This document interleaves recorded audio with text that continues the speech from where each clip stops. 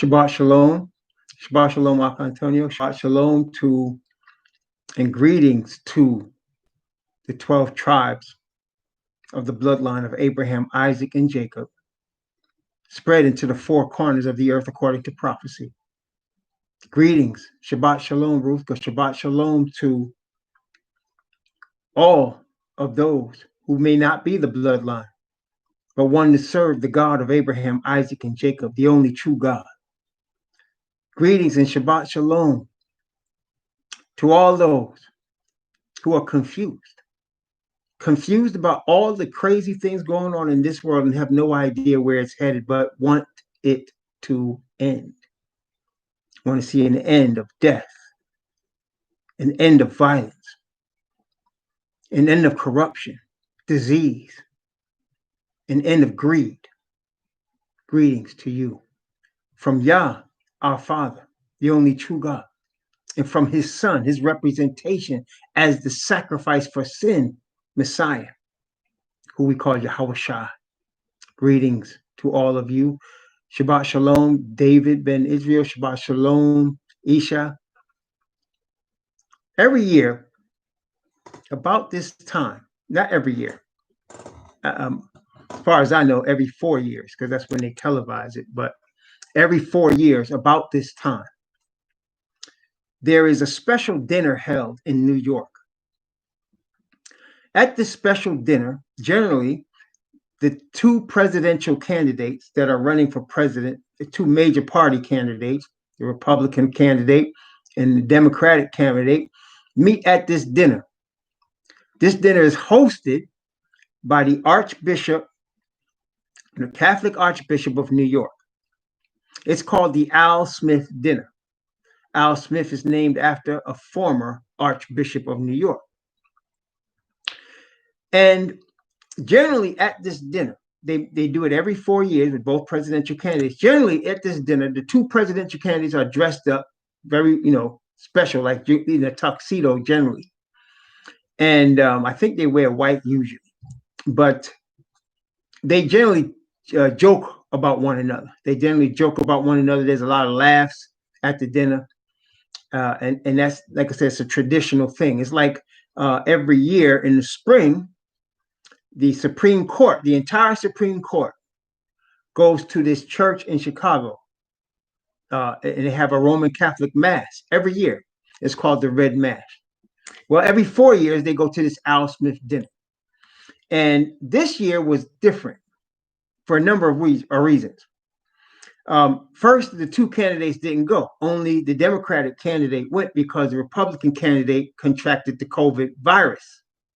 So he couldn't go. So the Democrat candidate went, number one. And number two, the Democrat candidate had a speech this year that was different from all the other speeches.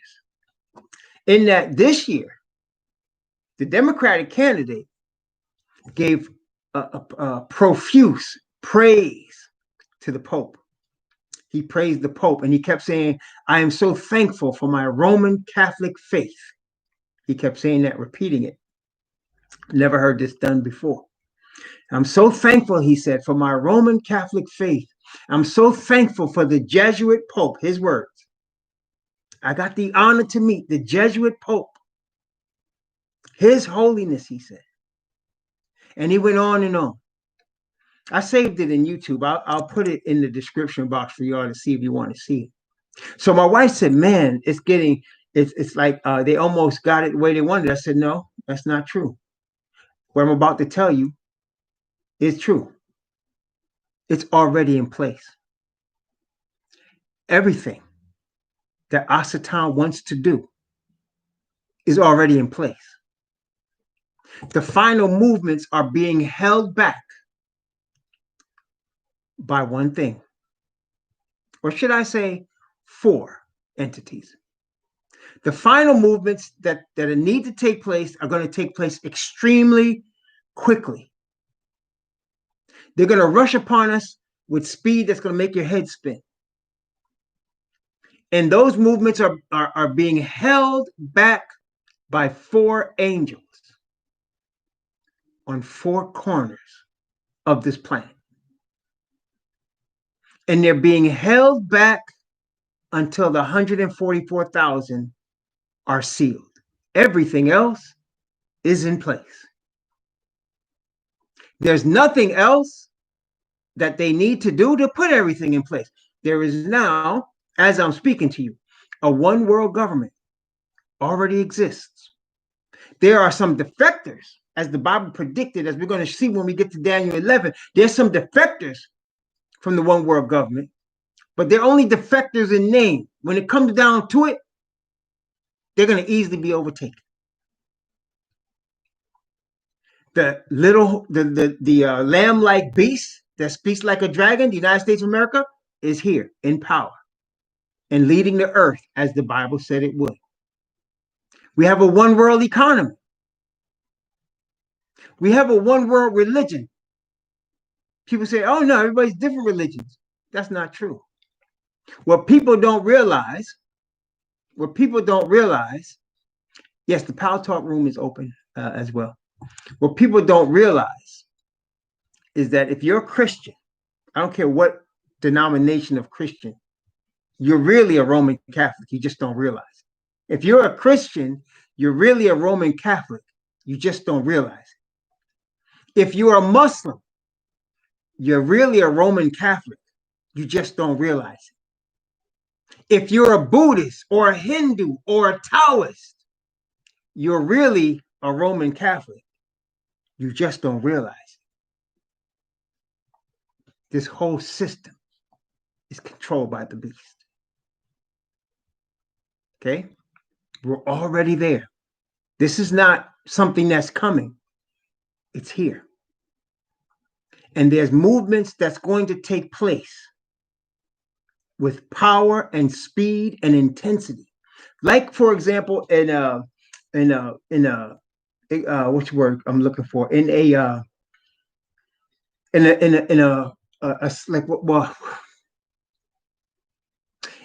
a allegory sense, or in a example, in a object lesson. That's what I'm looking for. In an object lesson sense, have you noticed the speed and intensity that the hurricanes come with? Like every year, they're getting more and more intense. Okay? The speed and intensity which they come. And it's to the point where the scientists can a lot of times predict that one is coming, but they can't stop it and they can't control the destruction it brings. The speed and intensity, I was talking to a coworker, because everybody's working remotely now. My coworker is in Colorado, and I asked him how he was doing. He said, well, it's getting harder to breathe. I said, it's getting harder to breathe. He said, yeah, the fires are intense. I said, fires in Colorado? I said, I knew they were in Nevada. I knew they were in California. I knew they were in Washington State. He said, no, they're out here in Wyoming and in Colorado. And he said it's so intense that people can't breathe that well because of the thickness of the smoke. It's covering a whole state. That's how intense the things that are coming are going to come. That's left. Okay? Yes, that's exactly what he said, David. He said there's ash falling from the sky. He said in Denver, he said the ash is thick, is what he said. I said, wow, really? See, I didn't know that. So when you see these things, that's an object lesson of the events that's going to take place in the next 7 years, very shortly, very intensely, very quickly. As a matter of fact, I rebuked myself tonight. I rebuked myself tonight. You know what happened? I'm sitting there laying down with my wife. We were talking and having a few quiet moments before we had worship this evening.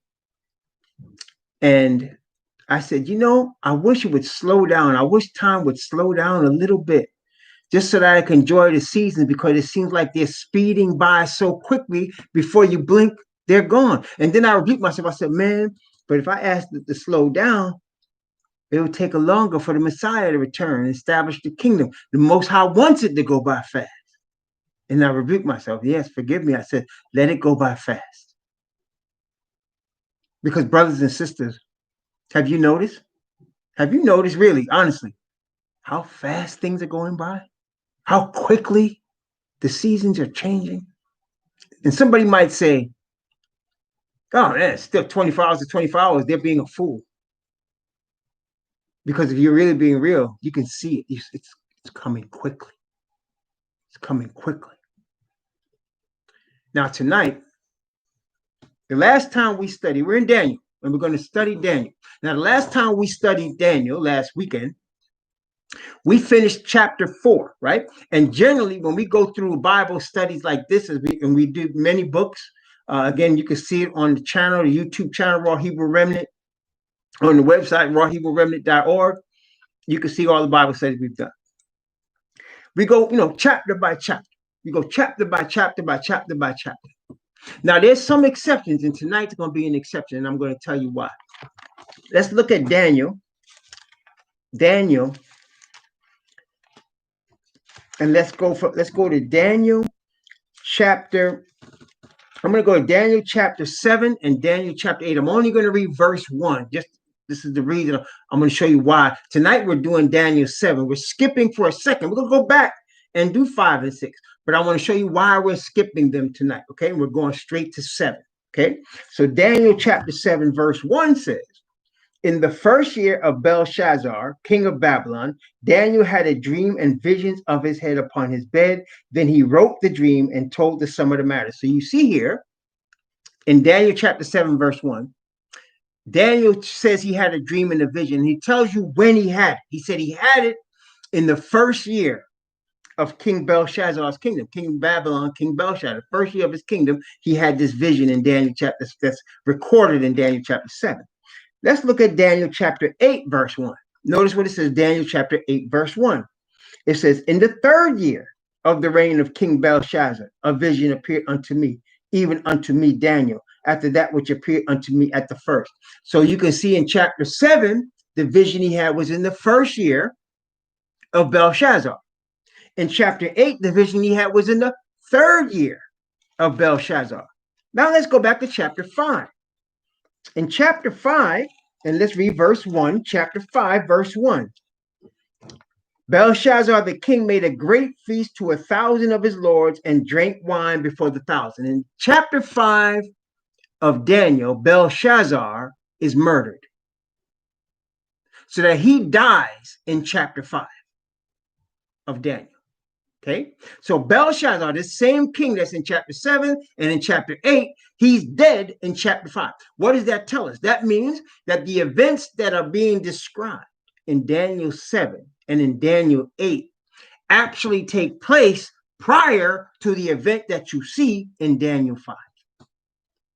Okay, and so that's why we're going to go in the order of the events so that we can follow it more clearly. Does that make sense, brother? So we see Daniel 5, Belshazzar ends up dead. And so his kingdom, I don't know how long off the top of my head his kingdom lasted, but we know it lasted at least 3 years because Daniel had a vision in his first year of his reign, and Daniel had a vision in his third year of his reign.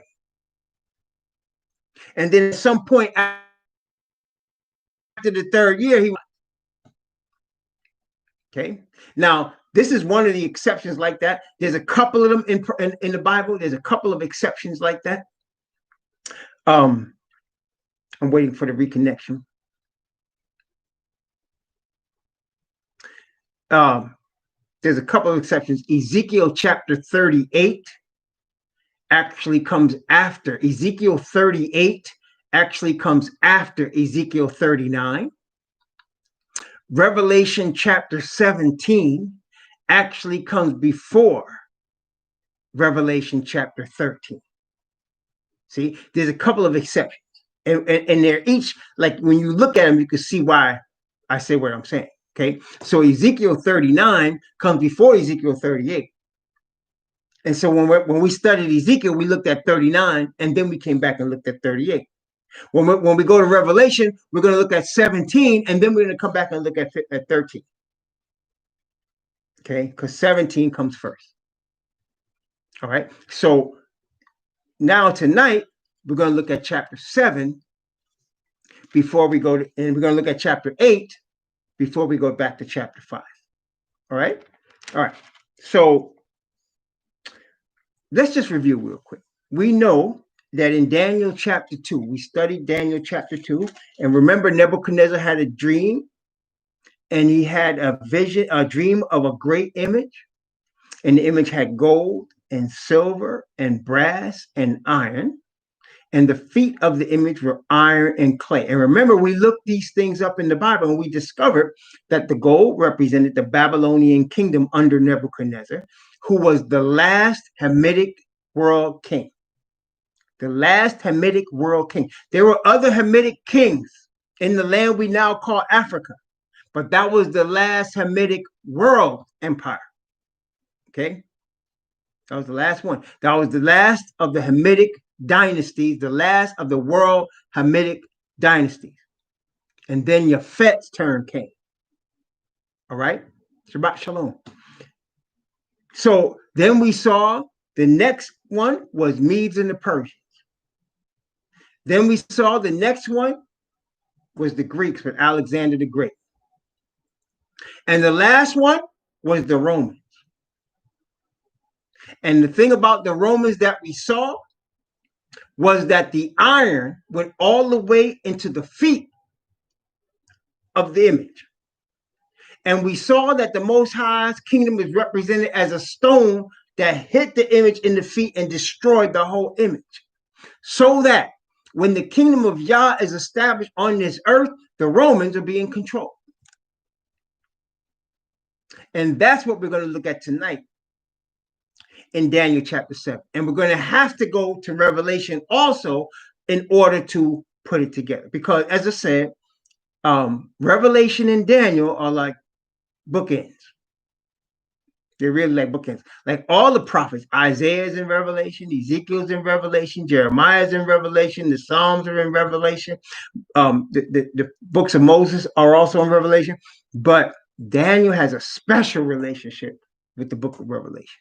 And Revelation has a special relationship with the book of Daniel. Okay? Now, Daniel chapter 7. Let's go back now. Daniel chapter 7. And let's begin, because we're going to end up, like I said, we're going to end up going back and forth between Revelation and Daniel. We're going to go back and forth, okay, between Revelation and Daniel. But we need to establish what we've already studied in Daniel chapter 2, what we already studied there. So let's start. Daniel chapter 7, beginning at verse 1. Now, we have read through this before, a couple of occasions back when we started Daniel. But today, we're going to go into the detail I told you we were going to go into that we didn't go into then. We're going to go into now. In the first year, verse 1, of Belshazzar, king of Babylon, Daniel had a dream and visions of his head upon his bed. Then he wrote the dream and told the sum of the matters. Daniel spake and said, I saw in my vision by night, and behold, the four winds of the heavens strove upon the great sea. So let's stop here. So Daniel has a vision, and he saw the four winds striving upon the great sea. Okay? That's north, south, east, and west. He saw them striving. They were fighting each other. The winds were battling each other on the great sea. What does the sea represent? Obviously, the wind was battling. But what was it battling on the sea for? Notice again, Revelation, here we are, Revelation chapter 17, Revelation chapter 17, verse 15, Revelation 17, verse 15. Just to answer the person that said USA and Great Britain, what we need to understand is that USA and Great Britain are under the same family of Japhet. And Japhet is run by the Roman Catholics. That's what I want that person to understand. So all the European powers are run by that power. And they're all represented by the third son of Noah, Japhet. Okay? And we went through that in Daniel chapter 2. You know, you might want to look at our study in Daniel chapter 2 to understand that.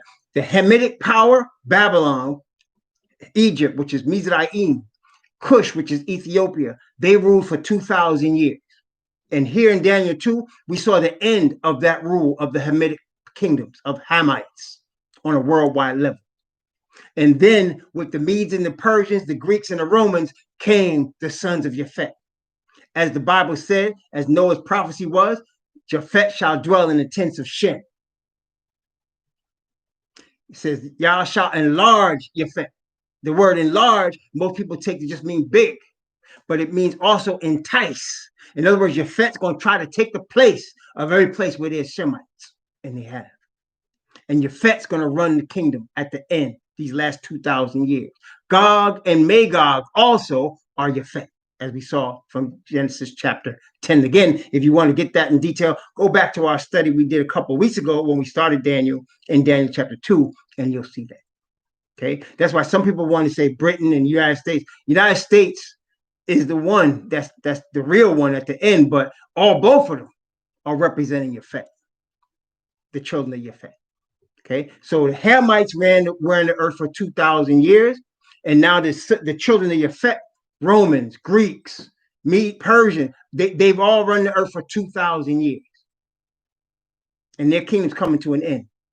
The kingdom of the Most High is from Shem, because Messiah is a Semite of the tribe of Judah, of the children of Abraham, Isaac, and Jacob, a Semite.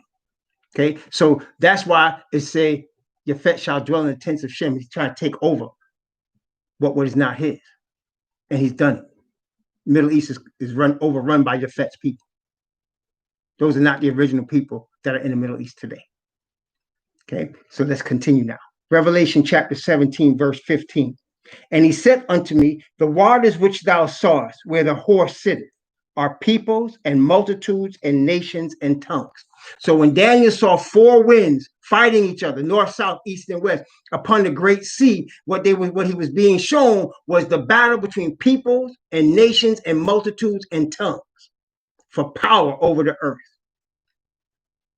And you and I know, when you look at the earth right now, when you see who runs the earth, how do they run it? Do they run it by the consensus? The people of the earth vote and say, well, we want this nation or we want this kingdom to run the earth. No, the kingdom that runs the earth ran it because it overruled the earth by violence, by oppression, by war, by murder,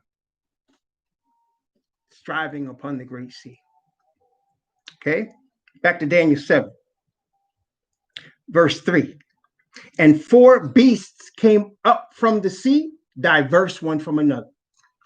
As a result of this striving among peoples and nations and multitudes and tongues, four beasts rose up out of it. What does the beast represent? Daniel chapter 7. Daniel chapter 7. And let's look at verse 17. Daniel 7, 17. Notice what it says. These great beasts, which are four kings which shall arise out of the earth. So when you see a beast, it's a kingdom, it's a government, it's a nation. That's what a beast represents in Bible prophecy. A nation, a kingdom, a power. Okay? A government. When you see beast, that's what it is.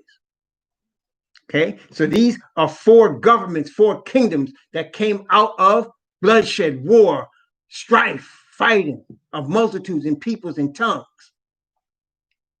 Okay? And it's the same four that we saw in Daniel 2. It's the same four. Okay. The first one was the last Hamitic world power. The last Hamitic world power. See, I keep stressing world power because there were other Hamitic kingdoms after Nebuchadnezzar, but they weren't world powers. They were local powers. What do I mean by that? Timbuktu was an African kingdom. Timbuktu was an African kingdom, but it was only in Africa. Mali Empire was an African empire of Hamitic people, but it was only in West Africa. Okay. Prior to this, Nebuchadnezzar was ruling from where Southern Europe is into Asia and India, across what we now know as the Middle East, and of course into Africa. And at different times, the Mizraim, the Egyptians did the same thing, and so did the Cushites, who we know as Ethiopia. They all had power like that, world power, like the then known world. Okay. But that's the last of it was with Nebuchadnezzar. So let's take a look at that. Daniel chapter 7, verse 4. The first was like a lion and had eagle's wings. I beheld till the wings thereof were plucked, and it was lifted up from the earth and made to stand upon the feet as a man, and a man's heart was given to it. The symbol of the Babylonian kingdom is the lion. It's also the symbol of the lion of the tribe of Judah, but this is not representing Yah's people. This is representing heathen powers. So this kingdom was the lion. We know the first one was Babylon, the head of gold, Babylon, and it had eagle's wings. Why did it have eagle's wings? Because Nebuchadnezzar stretched forth his wings of his kingdom through the whole earth and flew. And then when it was established, he stood upon his feet as a man, and the wings were plucked. It wasn't stretching forth his wings anymore and spreading. And it stood like a man. And the Bible tells us in Jeremiah chapter 23, it tells us that the heart of man is what? Deceitful above all things and desperately wicked. That's why man's heart was given to it. That's what caused it to fall. Okay, that's what we're going to see when we get to chapter 5. Okay, that was the first beast, which is also the head of gold, Babylon. Let's go to the second beast. And we already know what the second beast represents because we know the second beast in Nebuchadnezzar's image was silver. And we already saw that was the Medes and the Persians. And let's take a look at that. Daniel chapter 7, verse 5. And behold, another beast, a second, like to a bear, and it raised itself up on one side, and it had 3 ribs in the mouth of it between the teeth of it. And they said thus unto it, arise, devour much flesh. So this bear, it raised itself up on one side. Remember, we looked at that and we saw that the Medes and the Persians were not equal. The Medes were the more aggressive ones, but the Persians were the richer ones. And so the Medes came first, and they were sharing the kingdom with the Persians. And remember in Daniel 8, which we're going to see, the second horn came up higher. So that's why it was on one side, because they weren't equal. One was more aggressive, ruthless in terms of war. The other one was richer. And the 3 ribs represented 3 kingdoms that the Medes and the Persians had to overcome to conquer, to become the world power. Obviously, they overcame Babylon. They also overcame Greece, and they also overcame Egypt, Mizraim. They had to overcome 3 powers in order to rule and solidify their hold on the kingdom. Okay, that's why it had 3 ribs in the mouth of it, between the teeth of it. Okay, now that was the silver. We had the head of gold, arms and breasts of silver, Medes and the Persians, the bear. Remember now, you have a lion and a bear. Now we went through this before, and you're going to see these animals in Revelation. But let's go through it now slowly. Okay, third one, verse 6 of Daniel chapter 7. And after this I beheld, and lo, another like a leopard, which had upon the back of it 4 wings of a fowl. The beast had also 4 heads, and dominion was given to it. This we know to be Greece, the brass. And why was it 4 heads? Alexander the Great, as we're going to see again in chapter 8, which we did study before, but we're going to study it again in more detail. Alexander the Great was the first leader. They called him a great horn in chapter 8. And he went forth and he conquered the earth. He died before he was 32 years old. And his 4 generals, Lysimachus, Seleucus, Ptolemy, and Cassandra, they divided the kingdom. That's why I had 4 heads. They divided the kingdom. Okay. And Ptolemy was in the south and Seleucus was in the north, and they became the dominant 2 forces, as Daniel chapter 11 is going to show us. They became the dominant 2 forces. One became the king of the north, and one became the king of the south. Out of the king of the north came forth the next one. Daniel chapter 7 and verse 7. After this I saw in the night visions, and behold, a 4th beast, dreadful and terrible and strong exceedingly, and it had great iron teeth. It devoured and brake in pieces and stamped the residue with the feet of it. And it was diverse from all the beasts that were before it. And it had 10 horns. Now remember how the iron was described. And let's compare that to this. Let's look back at Daniel 2, and how Daniel described to Nebuchadnezzar the iron. Daniel chapter 2. Daniel chapter 2, beginning at verse, let's see.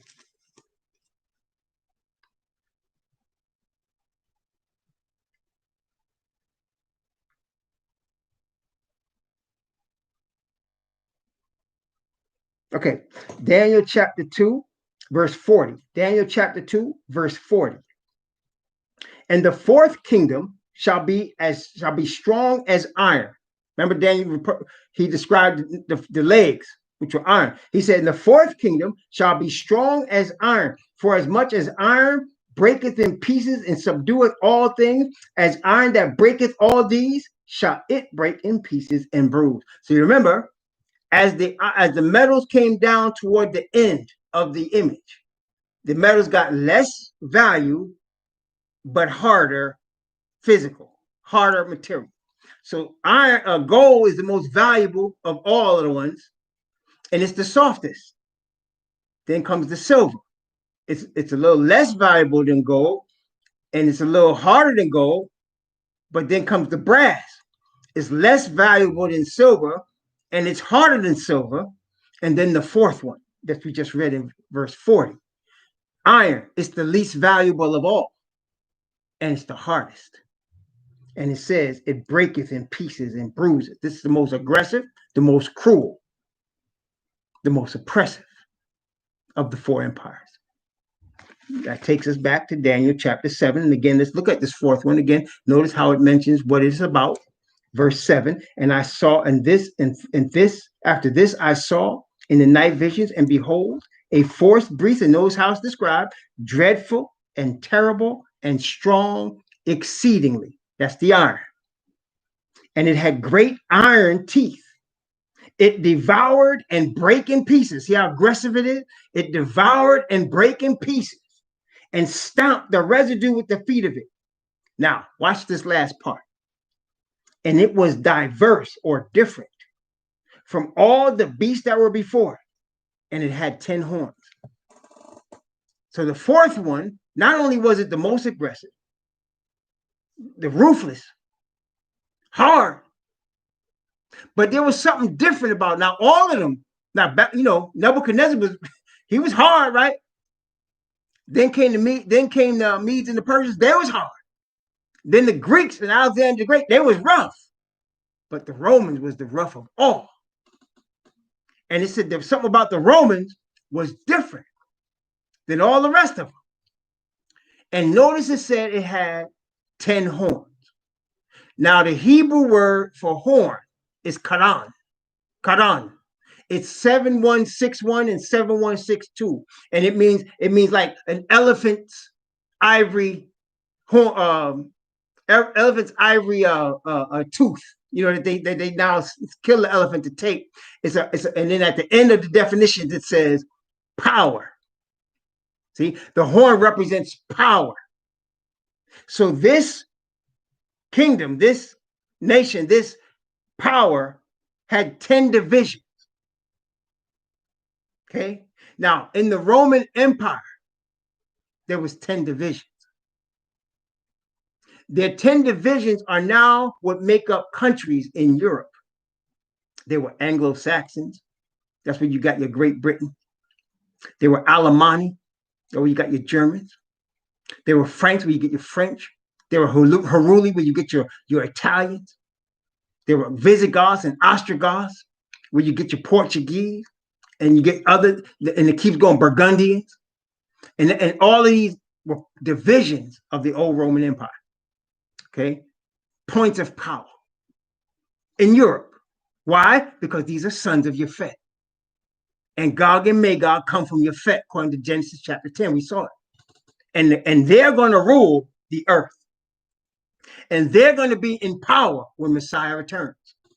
And they're going to be the ones that lead the charge with Satan against Messiah's kingdom, as Gog and Magog is shown to do, as we saw in Revelation chapter 19 and Revelation chapter 20. And I'm not picking on them because they're Caucasian, because we already saw Nebuchadnezzar did the same thing. when Daniel showed him that his kingdom was going to come to an end, he decided to defy the Most High. And that's the same thing Yafet's doing. The only difference is Yafet's empire is much greater than Nebuchadnezzar's in terms of how much geography it rules. Nebuchadnezzar's geography, again, what we consider India, Southern Europe, Middle East, what we call it today, and Africa. That's a large parcel of land, right? But today, the world is a one world government. We started off the thing telling you it's a one world government. It's a one world economy. It's a one world religion right now. And world, that means globe, the whole thing. Okay, so it's taking up more real estate than anybody else ever did because it's the whole earth. Why? Because let's take a look. Now, before we take a look at Revelation chapter 13, I just want to review very quickly what we just read. I want you to notice the first beast was a lion with one head. The second beast was a bear with one head. That's two heads. Okay, follow me now. The third beast was a leopard, and it had how many? 1, 2, 3, 4 heads. That's 6. That's the third beast. The fourth beast, it didn't say, it just said it was a dreadful and terrible beast with 10 horns, 1 head and 10 horns. So now, how many heads? Come on, look at me now. How many fingers do I have up? That means the whole thing, when you have a conglomeration of these empires built into one, you have 7 heads and 10 horns, right? You got me? 7 heads. So look at it this way. You have 3 on one side, 3 on the other side, and then you have this finger right here. This is the main one, and it's got 10 horns on it. And then you got the other 3. So you got 7 heads and 10 horns.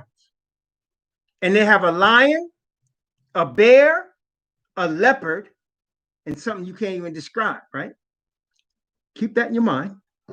Revelation chapter 13. Revelation chapter 13. As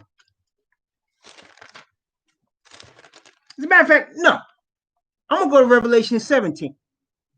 Yeah, I'm going to go to Revelation 17 first. All right? Watch Revelation 17. Because remember I told you 17 comes before 13. So let's go to 17, right? Notice what it says. Revelation chapter 17. Okay. Verse 1. And there came one of the 7 angels which had the 7 vials and talked with me, saying, Come hither. I will show unto thee the judgment of the great whore that sitteth upon many waters, with whom the kings of the earth have committed fornication, and the inhabitants of the earth have been made drunk with the wine of her fornication. Watch this. So he carried me away in the spirit into the wilderness, and I saw a woman sit upon a scarlet-colored beast, full of names of blasphemy, having what? 7 heads and 10 horns. Now I'm not gonna go into Revelation detail right now, but you do see that, right? 7 heads and 10 horns. Let's skip ahead in chapter 17 just for the sake of what we're talking about in Daniel. Okay, watch what it says here. Daniel chapter 17 and verse 12. Okay, Daniel 17 verse 12. Notice what it said. And the 10 horns which thou sawest, watch this now, listen carefully. The 10 horns which thou sawest are 10 kings, which have received no kingdom as yet, but receive power as kings 1 hour with the beast. Now, this is an interesting statement. It says the 10 horns are 10 kings or 10 nations that have received no kingdom as yet. Now, isn't that weird? You have a king, but no kingdom. There's a king, but it hasn't received a kingdom yet. Isn't that weird? That's weird, isn't it? And I want you to notice also what we read. It said the woman was in the wilderness. In the Greek, when you look up the word wilderness, it's a desolate area. In other words, this woman is ruling in secret. She's ruling in secret. The Bible likens a woman to Yah's church, his body, his nation. And in Revelation, there are two women. The first woman is the one with the crown with 12 stars on it. That's Israel. This woman is Rome. And she's riding a government. And there's people that don't realize she's riding the government because she's in the wilderness in secret. And she's already appointed 10 partners, 10 nations as kings. But they've received no kingdom as yet. They're going to, though. Now, remember now, we saw it here. 7 heads, 10 horns. But wait a minute. Remember I mentioned some animals to you? Right? Lion, bear, leopard. Okay, lion. I just told you who the woman was. But wait, lion, bear, leopard. Watch now. Revelation chapter 13. Watch now. Revelation 13. Remember now. All right, wait a minute. Somebody help the brother out. Tell this brother. Remember now, we saw Daniel had 4 medals. In Daniel 2, Nebuchadnezzar saw an angel with 4 medals. In Daniel 7, he sees 4 beasts. Somebody tell the brother, where's that 4th beast? What's the 4th beast? Somebody tell him now. I want to see it. Somebody tell him, what's the 4th beast?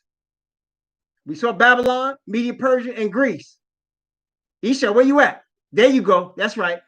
All right, there you go. Rome. Rome is the 4th beast. A power that's a woman that represents a church that comes out of Rome. Now you know who the 4th beast is. Now you know who the woman is. Coming out of Rome. In secret, running the earth. Out of Rome. Let's look at Revelation 13 now. Watch, remember all of those animals that we saw in Daniel. We're going to come right back to Daniel. Sorry, Aisha. Chapter 13. Revelation chapter 13. We're going to come right back to Daniel in a minute. Revelation chapter 13. Let's look at verse 1 and 2. Revelation 13, 1 and 2. Watch very closely. Remember, the 10 horns are 10 kings that have received no kingdom as yet. Now, I want you to pay attention to a couple of things. Look for them animals that we saw in Daniel chapter 7 and watch these horns now. You're going to see something. Now, listen, I want to make sure you can hear me. Testing 1, 2, 3. Make sure you can hear me now because I'm going to read this 1 and 2. And I want you to tell me, what do you see different about the horn in these 2 verses that was different than what we saw in Revelation 17? That's why you can tell 13 comes after 17. Because 17 said these are 10 kings that have received no kingdom as yet. You're going to see them get something in these 2 verses. Watch. Revelation chapter 13, verse 1 and 2. And I stood upon the sand of the sea, and I saw a beast rise up out of the sea, having 7 heads and 10 horns. There it is again. Watch this now. And upon the horns, 10 crowns. And upon the heads, the name of blasphemy. What's different about the horns? Talk to me. What's different about the horns that we saw in Revelation 13? Remember it said, these are 10 kings that have received no kingdom as yet. Once they get the kingdom, when you're a king and you get a kingdom, what do you get? A crown. That's right, a crown. So now when it says they shall rule as kings for 1 hour with the beast, that's what's taking place right here in Revelation chapter 13. Okay, so now they got crowns. See, in Revelation 17, they didn't have the crowns yet. Now they got the crowns. Okay, all right. Verse 2. Watch this now. And the beast which I saw was like unto a leopard, and his feet were as the feet of a bear, and his mouth as the mouth of a lion. And the dragon gave him what? Power, seat, and great authority. Wait a minute. Wait 1 minute. Did we not see lion, bear, and leopard? Did we not see that in Daniel 7? And it represented 3 different kingdoms, 3 different governments, 3 different empires. And then in this one, it's a conglomeration of all of them together with Rome running it. So what does that mean? That means in the modern government in which we now live, there are elements from ancient Babylon in it. Ancient Babylon is it? Elements. That's why in chapter 17 it said mystery Babylon the Great, the mother of harlots. There's elements from ancient Babylon in it. They stole stuff. The sons of Japhet, which we're not surprised, stole stuff from the Hamites. They stole stuff out of Egypt. They stole culture out of Egypt. They stole education out of Egypt. They stole how to do surgery. They were doing eye surgeries in ancient Egypt and ancient Babylon before when the Europeans were still crawling around on all fours in Europe. They came down there to Egypt and they changed Kemet. They changed the name. It used to be called Kemet. Mizraim was Kemet. They changed it to Alexandria. Alexandria. Why do you think they changed it to Alexandria? Who was Alexandria? Alexander the Great went down there and changed the name. Okay. Later on, Napoleon started shooting off the noses, trying to get rid of the evidence of who those people were. Okay. That's why it has Babylon in it. It has the Medes and the Persians in it. Remember the Medes and the Persians? As we're going to read when we go to Daniel 6, it said Medes and the Persians, the law is when they make a law, it can't be changed. You know what that's called? Infallibility. Today it's called papal infallibility. What about the Greeks? What did Paul say? He said the Jews look for a sign and the Greeks seek wisdom. All these philosophers that are Greek philosophers, they stole everything they got from the Hamites. And they became the originators of it. They discovered it. Have you ever seen that? Like, for example, there was already Indians here when the Europeans came here, but Christopher Columbus discovered it. You understand? Because Japhet is going to take the place of Shem. He's going to try to. He's going to dwell in the tents of Shem. He's going to be tempted to dwell in the tents of Shem. Because Gog and Magog are going to rule the earth for the last 2,000 years. And here we are at the end of them 2,000 years. Here we are. We in the toes of the image. This is where we are. The toenails. It's almost over. Okay? So wait a minute. And then so you see these three beasts make the conglomeration into one. And had that, and what you don't see here, what you don't see. Let's talk about what you don't see. Where's the woman? See, you see the beast, but you don't see the woman. Remember now, the woman was in the wilderness. She's ruling everything in secret. That's why you don't see her in chapter 13. But she's riding the beast in chapter 17. She's controlling everything. But she's doing it in secret. Okay? Everybody with me so far? Now, what about that dragon? Because the dragon's got to be important, right? Because it said the dragon gave him power and seat and great authority, right? Got to be important. The dragon gave this world entity, that's a worldwide entity that's secretly being run out of Rome, gave him power, seat, and authority. Who's the dragon? Revelation chapter 12. Revelation chapter 12. We ain't got to look far to find it. Revelation chapter 12. I'm going to start Revelation 12 from verse 7 down to verse 9. It's going to tell you who the dragon is. I ain't even got to say it. Revelation 12 is going to tell you. Revelation 12 for verse 7 and 9. And there was war in heaven. Michael and his angels fought against the dragon. And the dragon fought and his angels and prevailed not. Neither was their place found any more in heaven. And the great dragon was cast out, that old serpent called the devil and Satan, what does he do? Which deceiveth the whole world. He was cast out into the earth, and his angels were cast out with him. So who is the dragon? It's the devil. And he's deceiving the whole earth. And he's got this woman running the whole earth on a government, and nobody knows it because it's in secret, because he's doing what? He's deceiving the earth. Okay? Revelation 13. Watch verse 4.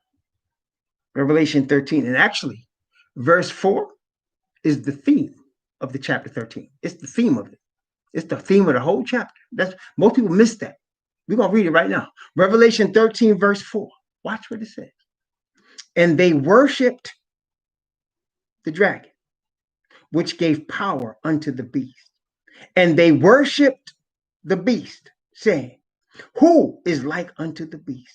Who is able to make war with him? You hear the word worship twice in that verse? Let's look at some more in Revelation 13. Revelation chapter 13, verse 15. And he had power to give life unto the image of the beast, that the image of the beast should both speak and cause that as many as would not worship the image of the beast should be killed. The theme of chapter 13 is worship. That's the theme. Why? It's the same. Remember, we looked at Daniel 3 and we matched beast with image, and we matched image to the beast with image here. Remember, we did that? And the theme was what in Daniel 3? Worship. Whoever would not worship the image should be cast into a burning fiery furnace. Remember that? Who would not worship the image, because that was Nebuchadnezzar putting up the last stand of the Hamitic rule. And here, this is the Roman Catholic Church putting up the last stand of Prophetic rule. Same situation, but it's on a much wider scale now because it's the whole geographic real estate of the earth. Okay? And that's where we live right now. We're under a world system already. Oh, you think you're a Christian? You're a Catholic. I don't care if you're Baptist, Jehovah Witness, Mormon, SDA, you're a Catholic. They run the whole thing. They run the whole thing. And all of those churches have sent representatives to the Vatican and kissed the Pope's ring. All of them, without exception. Okay? So the dragon gave him his power and his seat and great authority. The dragon is the devil. He deceives the whole earth. Brethren, we got to be honest. If you and I ever come to truth, we're coming out of deception. All of us have been born into an earth that's deceived. All of us have been born in darkness. That's why he call us what? Out of darkness into his marvelous light. To call us to become partakers of a divine nature. It's not something we naturally have. We're born in darkness. If you're in this earth, you're deceived. First thing is to acknowledge you have been deceived. Okay? Now, let's go back to chapter 7. Daniel chapter 7. Daniel 7. And let's start again at the fourth beast. Now we understand who that is. Let's watch how it develops. Daniel chapter 7, verse 7. And after this, I saw in the night visions, and behold, a fourth beast, dreadful and terrible and strong exceedingly, and it had great iron teeth. It devoured and brake in pieces and stamped the residue with the feet of it. And it was diverse from all the beasts that were before it, and it had 10 horns. Now watch verse 8. Now remember, horns means power. Okay. I considered the horns, and behold, there came up among them another little horn, before whom there were 3 of the first horns plucked up by the roots.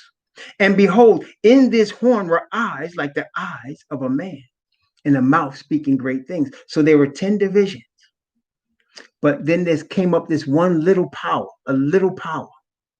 And it was more powerful than it looked because it was able to overcome 3 of them. And it became 7. It became 7 because it overcame 3 of them. This little horn. Okay? And it spoke great things.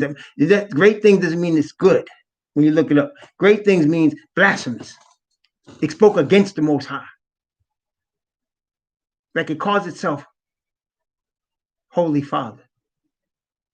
How many Holy Fathers really are there? Isn't there but one Holy Father?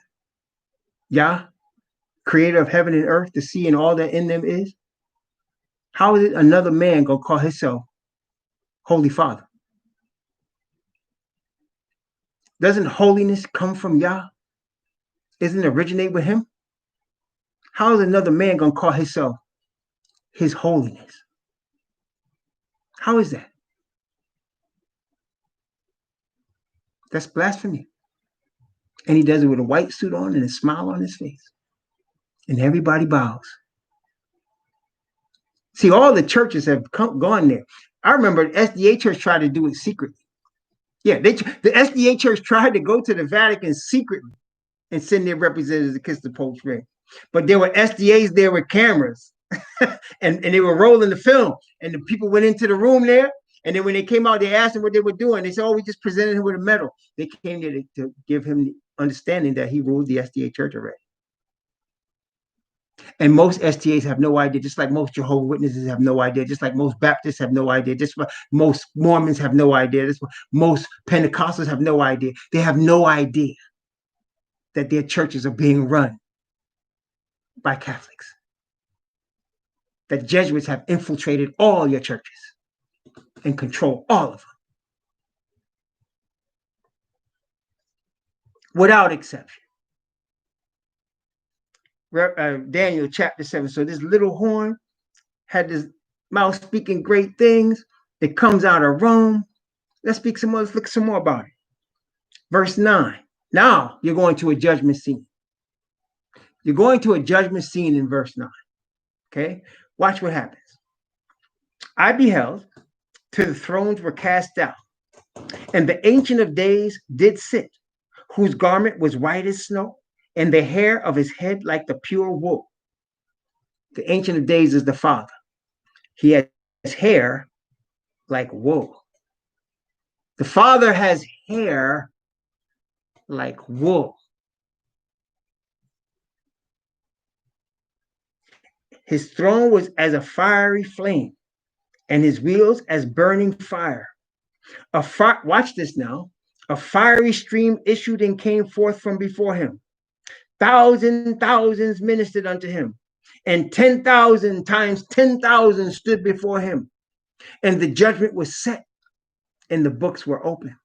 Now, it said he sat in a throne, and it said he had a fiery stream before him. Hold the thumb there, and let's go to Revelation chapter 4. Revelation chapter 4. Revelation chapter 4. I'm going to read from verse 1 down to verse 4. Okay? Revelation chapter 4, verse 1 to verse 4. After this, I looked, and behold, a door was opened in heaven. And the first voice which I heard was, as it were, of a trumpet talking with me, which said, come up hither, and I will show thee things which must be hereafter. And immediately I was in the spirit, and behold, a throne was set in heaven, and one sat on the throne. And he that sat was to look upon like a jasper and a sardine stone. And there was a rainbow round about the throne, in sight like unto an emerald. And round about the throne were 24 elders. Upon the seats I saw 24 elders. Excuse me. Let me read that again. And round about the throne were 24 seats. Excuse me. And upon the seats I saw 24 elders sitting, clothed in white raiment, and they had on their heads crowns of gold. And out of the throne proceed lightnings and thunderings and voices. And there were 7 lamps of fire burning before the throne, which are the 7 spirits of Yah. I'm submitting to you what you're seeing here in chapter 4 is what we saw here in chapter 7. Okay? And you're going to see more because chapter 4 and 5 of Revelation is chapter 7 of Daniel. Okay? Daniel is more succinct in his description. And not only that, there are things that happened after Daniel saw this vision that happened later that are represented in chapter 4, like, such as the 24 elders. So if you recall, when Messiah was rose from the dead, the Bible said in Matthew 27 that saints arose with him. He took them with him. Didn't say who they were.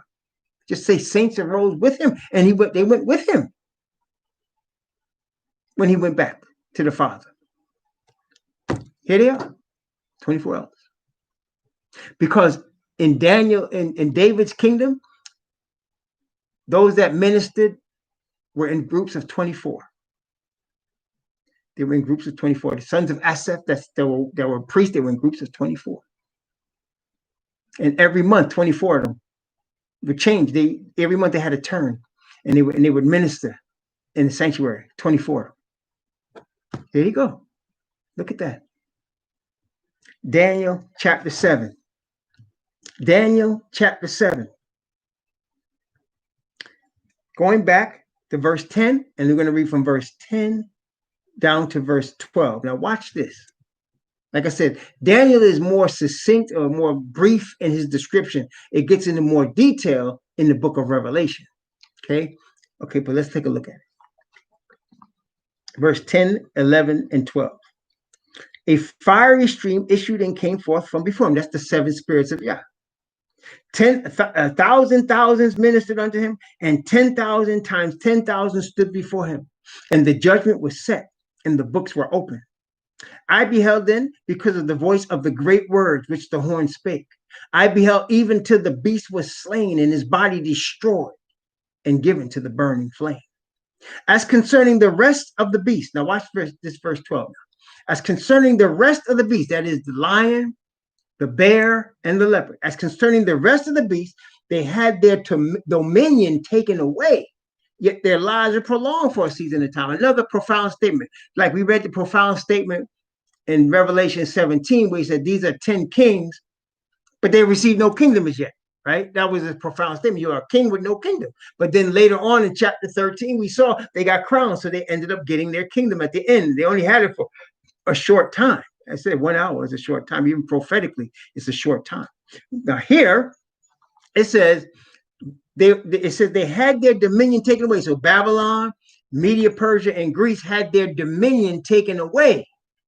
But even though their dominion was taken away, it says that their lives were prolonged for a season in time. Remember, the conglomeration that represents Rome is a conglomeration of these previous empires. So although those empires don't exist anymore, in Rome, their lives are prolonged for a season in time because there's elements of Babylon, Media, Persia, and Greece in Rome. Matter of fact, let me give you an example. Our whole education system that we have in the United States and it's worldwide is based in degrees, right? You get degrees that show you graduate from certain areas. That's comes straight from the Greeks. That comes straight from the Greeks. The whole education system comes straight from the ancient Greek Empire. The whole thing. Okay? That's just an example. So in other words, the Greeks don't rule anymore, but their lives are prolonged in this education system that we have. Okay? The whole canon law system, the whole world under canon law. That's why they talk about Sharia law. Sharia law is just simply a copy of canon law. Whenever somebody go to law school in the United States and in Europe, they're studying canon law. That comes straight from the Medes and Persians. You understand? Straight from the Medes and Persians. Canon law. Okay? See, so that's why their lives are prolonged for a season at a time. All right? Daniel chapter 7. Now, let's read verse 13. I'm going to tell you right now, so you don't have to guess. Ancient of Days is the Father. He sits on the throne. Ancient of Days is the Father. I want to make sure you hear me. When they say Ancient of Days, that's the Father. That's the Most High. That's what they call God. There's no other one. He's the only God. There's only one. It's him. Ancient of Days. Okay? So watch verse 13.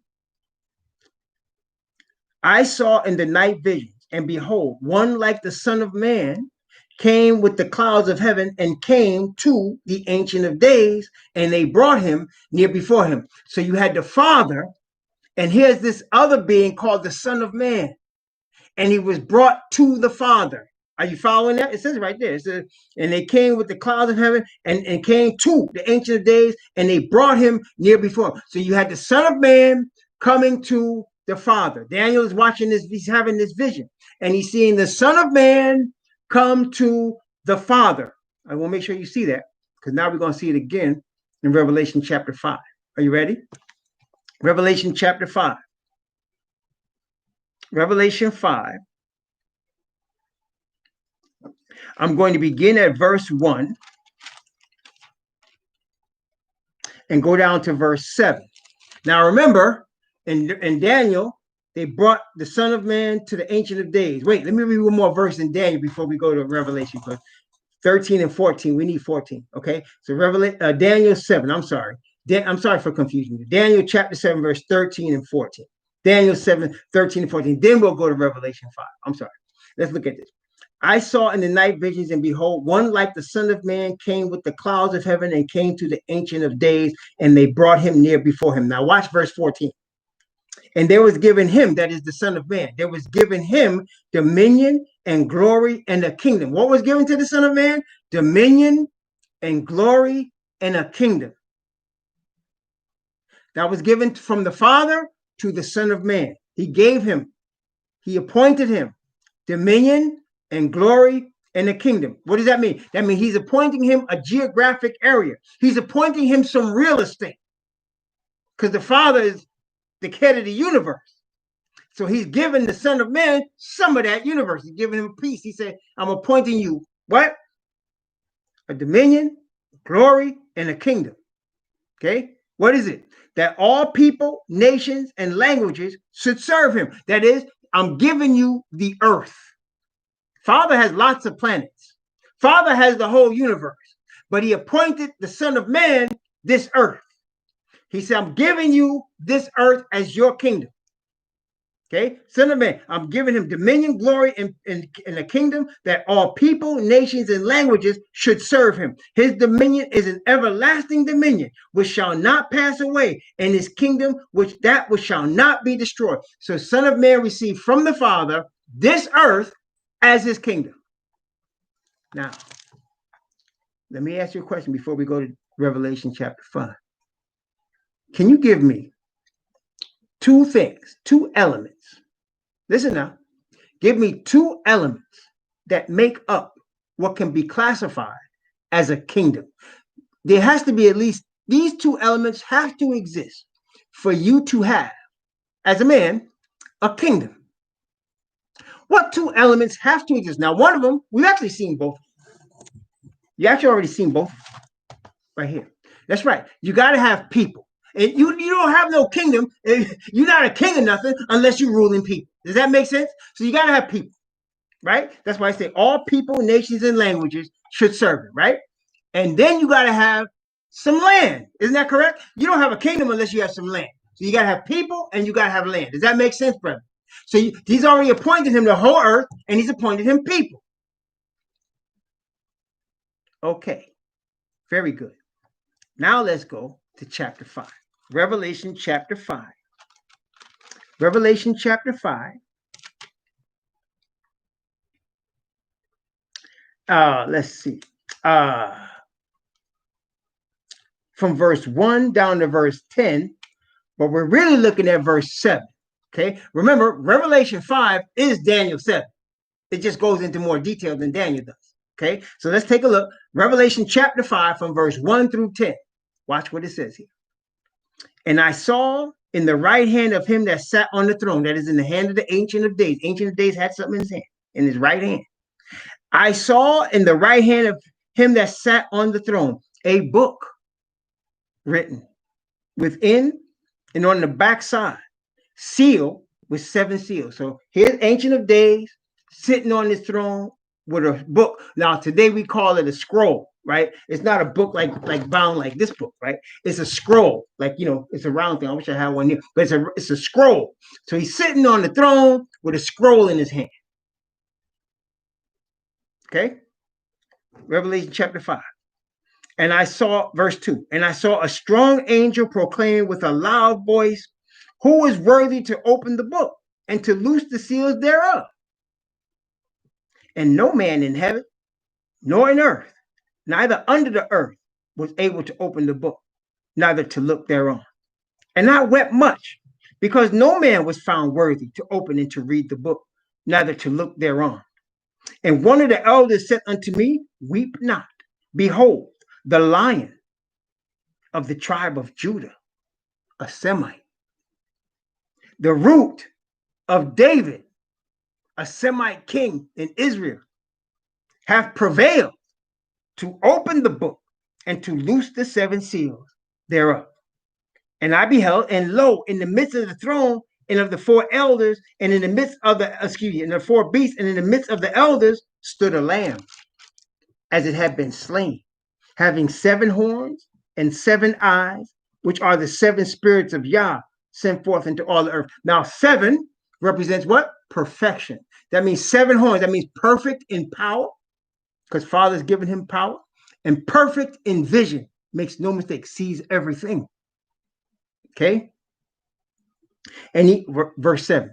And he came and took the book out of the right hand of him that sat on the throne. Remember, Daniel 7 said he gave him what? A kingdom. He brought the Son of Man came to the ancient days, and they gave him a kingdom. Here, what does the kingdom represent? It's in that book. He's already been appointed to earth. What's in the book then? The people. The people are in the book. The names of the people are in the book. What book is there that has the names of the inhabitants of Yah's kingdom in it? Y'all know? What book is there that has the names of the inhabitants of Yah's kingdom in it? That's exactly right. It's the book of life. And only one man is worthy to open the book of life. Who is worthy to open the book? Remember, the question was, who's worthy to open the book? Only Messiah can open the book of life. Why? Why? Because Messiah paid the penalty for sin for all the names written in the book. Y'all got me? Messiah paid the penalty for sin for all the names written in the book. Brethren and sisters, this is the power of justification by faith. This is the power. Messiah put your name in the book. And when he put your name in the book, there's no sin there. Now you say, how can there be no sin there? All the things that I have done, all the sin that I have committed, because the sin is washed away in his blood. Remember, shall call his name Yahweh Shai, for he shall save his people from their sins. So because he did that, the names in that scroll are the names of the people he has paid their penalty. Not everybody's name is in there. Those whose penalty have been paid by Messiah, their names are in there. See? So when they look at your book in heaven, and they look at the record of your life, because of the Father's righteousness given to us through the blood of Messiah, there's nothing in your book but perfection. I know that sounds hard to believe, but that's the power of justification by faith. Remember, the gospel is to reveal Father's righteousness. And so Messiah takes our sin and gives us his Father's righteousness. And so our book is nothing but perfection in there. You're going to look and you're going to say, where's all the sin? They're going to say, what sin? What are you talking about? You see, brethren, that's why when you confess your sin and the sins of your father through Messiah, your sins are forgiven. That's why those people that say they're keeping Feast of Tabernacles and they don't believe in Messiah, what are they doing? They're wasting their time, because there's no sin being washed away. There's no sacrifice for their sin. Therefore, what are they fasting for? Maybe they're losing weight, I guess, because nothing is happening in the kingdom. The sin remains. Only through the blood of Messiah can sin be taken away. Somebody might say, well, what about the law then? What about the law? The law is still here. Yes. When your sin is taken away, it doesn't mean you go back into sin. That's what the devil wants you to do. He's trying to induce you to go back into sin. But when you receive Father's righteousness and you understand what you got and you are wearing that coat, he will cause you to overcome all sin. He says it in his word. He will cause you to overcome all sin, which means you'll be in perfect harmony with his covenant. Not because you're good, because he's merciful. And because Messiah became the sacrifice for our sin. Isn't that beautiful?